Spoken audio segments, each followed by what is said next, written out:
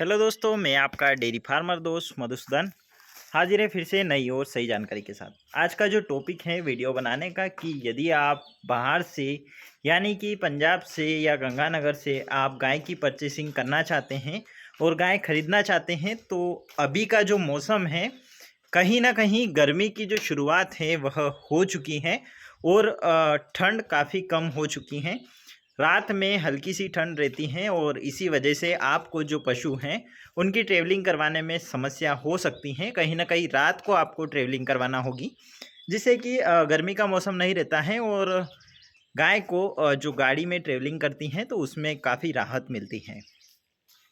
कई बार देखा जाता है कि जब गर्मी का मौसम होता है तो गाय कई बार जो ब्याने की कंडीशन में होती हैं, यानी कि 15 दिन का समय होता है उसके ब्याने के समय में, तो वह गाय जल्दी जन जाती हैं। कहीं न कहीं जो बच्चा है वह 15 दिन पहले वह दे देती हैं और उतना मिल्किंग हमें नहीं करती हैं जितना कि उसकी कैपेसिटी होती है और जितना हम उसे जो उसकी नस्ल होती हैं और उसके जो गुणवत्ता होती हैं उसके हिसाब से वह मिल्किंग नहीं कर पाती हैं।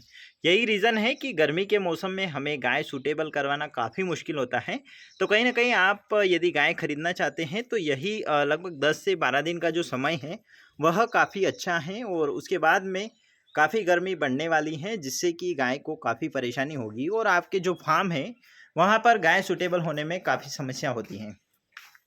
आप देख सकते हैं हमारा जो फार्म है वह टीन शेड का फार्म है और कहीं ना कहीं जो छांव है वह पेड़ पौधों की काफ़ी छांव है हमारे यहाँ, ताकि गर्मी में हमें कोई समस्या नहीं आती है। आप देख सकते हैं काफ़ी छांव रहती है हमारे यहाँ और जो टीन शेड हैं वह भी बहुत कम गर्म होते हैं। और जो टीन शेड में हम जब गाय रखते हैं तो गाय सवेरे 1 घंटा और शाम को लगभग 2 से ढाई घंटे हम रखते हैं जिससे कि ज़्यादा गर्मी उन्हें नहीं लगती है। शाम को हम थोड़े से फोगर की व्यवस्था हमने कर रखी है। कहीं ना कहीं फोगर लगाने से और फैन चलने से गर्मी की काफ़ी राहत मिलती है गर्मी से। और कहीं ना कहीं पशु की जो मिल्किंग होती है वह ज़्यादा कम नहीं होती हैं और थोड़ी बहुत मिल्किंग कम हो जाती हैं। तो सारे फार्म पर गर्मी में मिल्किंग कम होना तय है। और जो मिल्किंग है, यदि आपकी गाय 10 लीटर मिल्किंग कर रही हैं तो वह कहीं ना कहीं 1 से 2 लीटर कम करती हैं गर्मी के मौसम में। तो जो सर्दी का मौसम रहता है उसमें गाय अच्छी मिल्किंग करती हैं और गाय का जो सूटेबल का समय रहता है वो सर्दी का मौसम काफ़ी अच्छा रहता है। और कहीं ना कहीं जो फोगर की व्यवस्था आपको करनी होगी, यदि टीन शेड है आपके डेयरी फार्म पर तो फोगर की व्यवस्था ज़रूर करें। यदि टीन शेड नहीं भी हैं तो फोगर की ज़रूर व्यवस्था करें ताकि जो पशु हैं उनको काफ़ी राहत मिलेगी और कहीं ना कहीं उससे ज़्यादा गर्मी नहीं लगेगी तो मिल्किंग ज़्यादा कम नहीं होगा और पशु व्यवस्थित आपका रहने वाला है।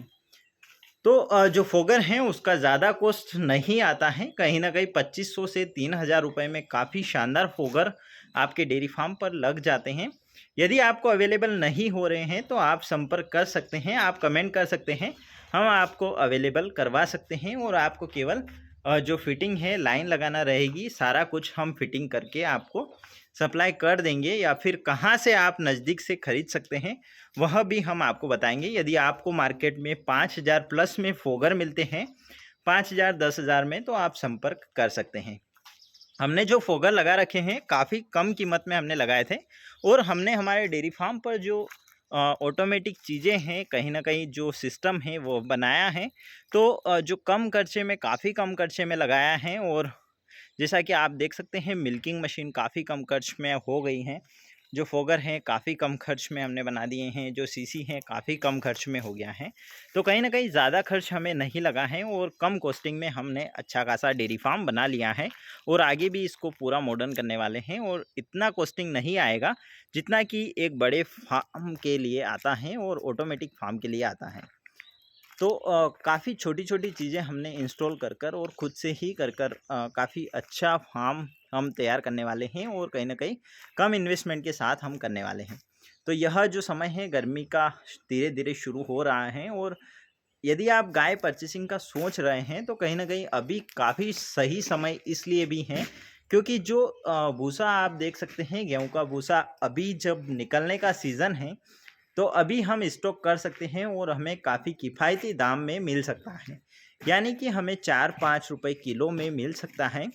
परंतु यदि आप बाद में प्लानिंग करते हैं और यह जब भूसा हमें नहीं मिलता है तो लगभग 8 से 10 रुपये केजी हमें गेहूं का सुखला मिलता है, जो हमारी कॉस्टिंग को, हमारे डेयरी फार्म की लागत को काफ़ी बढ़ा देता है और कहीं ना कहीं हमें उतना मुनाफा नहीं हो पाता है जितना आज हो सकता है। तो जो सर्दी का मौसम रहता है वही शुरुआत के लिए काफ़ी अच्छा रहेगा और कहीं ना कहीं आप जो शुरुआत करें प्योर एचएफ से ना करके मिक्स ब्रीडिंग से करें, 1 से 2 गाय से शुरुआत करें और ज़्यादा ख्याल रखें कि आप उन 2 गाय से सीखें। ऐसा नहीं कि उनसे मिल्किंग लेना ही आपका मेन फोकस हो, मेन पर्पस मिल्किंग लेना ही नहीं है। अपनी रुचि है, उन गायों के प्रति अपनी रुचि कैसी है और डेयरी फार्म के प्रति अपनी रुचि कैसी है, अपने काम के प्रति अपनी रुचि कैसी है, वह आप ज़्यादा ध्यान रखें और कहीं ना कहीं पशुओं को अच्छे से संभालें। उन 2 गाय से अच्छे से सीखें, आप समझें आप उनकी बीमारियों के बारे में और अपने डेयरी फार्म को शुरू करें। कहीं ना कहीं ज़्यादा प्रॉफिट कमाने के लिए आपको सीखना काफ़ी आवश्यक है और शुरुआती दौर में कमाई के बजाय आप सीखने पर ज़्यादा फोकस करें। दूध के बजाय पशुओं के जो फीड हैं, पशुओं की हेल्थ है, पशुओं का जो रख रखाव है उस पर ज़्यादा फोकस करें, ना कि जो दूध है उस पर। और कहीं ना कहीं अच्छा डेयरी फार्म की शुरुआत करने के लिए आपको पशु को समझना होगा। हर पशु हर बीमारी का हर एक अलग इंडिकेशन हमें देता है। यदि पशु का पेट दर्द होता है तो वह इंडिकेशन अलग होता है। पशु का जो बुखार होता है यानी फीवर पशु को हो जाता है तो उसका पशु एक अलग इंडिकेशन देता है। यानी कि जब इंसान को कुछ तकलीफ होती है तो वह बोल सकता है, परंतु पशु नहीं बोल सकता है। पर पशु हर समस्या का, हर बीमारी का एक अलग इंडिकेशन हमें देता है और वही हमें समझना होता है। यदि आप वह समझ लेते हैं तो कहीं ना कहीं आप डेयरी फार्म में बहुत आगे जाने वाले हैं और डेयरी फार्म काफ़ी अच्छे से कर सकते हैं। तो इसीलिए आपको 2 से 3 पशु रखने के बाद में उन पशुओं का जो इंडिकेशन है वह समझना होगा, ताकि आप जब ज़्यादा बड़ा डेयरी फार्म हो जाए तो गाय को देखते से ही पहचान ले कि इस गाय में क्या तकलीफ़ है और क्या नहीं। तो बने रहिएगा हमारे चैनल के साथ। चैनल को सब्सक्राइब करें, वीडियो को शेयर लाइक ज़रूर करें ताकि आने वाले वीडियो आपको मिल सके। और मिलते हैं अगले वीडियो में नई और सही जानकारी के साथ।